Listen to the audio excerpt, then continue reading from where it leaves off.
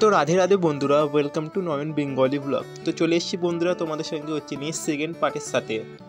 প্রথম ব্লগে তোমাদেরকে দেখিয়েছিলাম যে আমাদের বাড়ির ঢালাই কাজ শুরু হয়েছে। তো এই ব্লগে তোমাদেরকে দেখাবো যে আমাদের বাড়িতে আজকে ঢালাই হবে।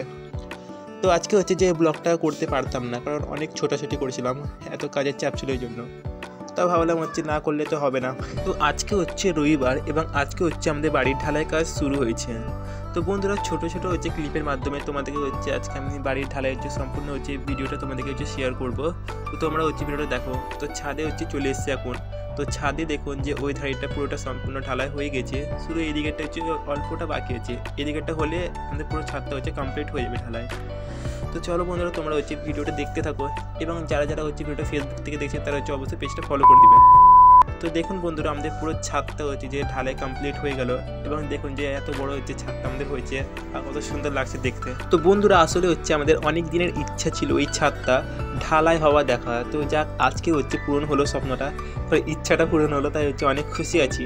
তো এখন বাবা ছাদটা ঝান দিচ্ছে, দেখুন ছাদটা পরিষ্কার করেছে, কারণ সব মিস্ত্রি চলে গেছে, ঢালাই কমপ্লিট হয়ে গেছে। তো এখন দেখুন নিচে সব জিনিসপত্রগুলো রেখেছে। এখানে 6 বস্তা সিমেন্ট বেঁচে গেছে, এগুলো পরে কাজে আসবে। তো প্লাস্টার করার কাজে আমাদের বারান্দাটা দেখুন পুরো একদম অবস্থা খারাপ হয়ে গেছে। তো চলো বন্ধুরা একটু তোমাদেরকে বাইরে গিয়ে দেখায়।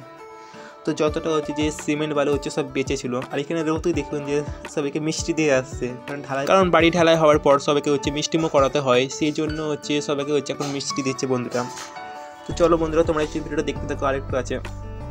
তো বন্ধুরা যারা ভিডিওটা ইউটিউব থেকে দেখছেন তারা অবশ্যই চ্যানেলটা আমার সাবস্ক্রাইব করে দেবেন বন্ধুরা, এবং যারা ফেসবুক থেকে দেখছেন তারা পেজটা অবশ্যই ফলো করে দেবেন। তো যতটা সিমেন্ট বালু বেঁচে ছিল সেগুলো আমাদের ধারে দেওয়া হয়েছে, দেখুন যখন প্লাস্টার হবে তখন পুরোটা দিয়ে দেবে। তো চলো বন্ধুরা এখন যে আমাদের বারান্দা আছে পুরোটা এখন ধোয়াধুয়ি করতে হবে, কারণ বারান্দার অবস্থা একদম পুরো খারাপ আছে এখন, আর এখন বিকাল হয়ে গেছে এখন। তো এখানে দেখুন যে দুজনে বসে বসে দাঁড়িয়ে গল্প করছে এখন, আর এই দিদি এখন সবার জন্য মিষ্টি পাঠছে বাটির মধ্যে, সবাইকে এখন দিতে হবে এই জন্য। তো মিষ্টি দেখে আমারও লোক লেগে গেলো, কারণ আমি সকাল থেকে খাইনি, খিদে পেয়ে গেছে এখন। আর এখানে সোনিয়া দেখুন যে লুচি আর তরকারি নিয়ে খাচ্ছে, ওর খিদে সহ্য হচ্ছে না বলে।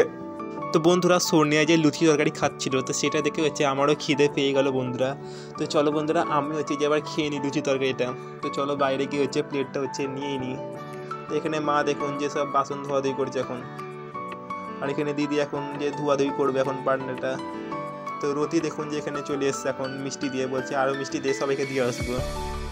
তো সেই জন্য দিদি আবার সবাইকে মিষ্টি বেটে দিল, তো এটা দিয়ে চলে আসবে।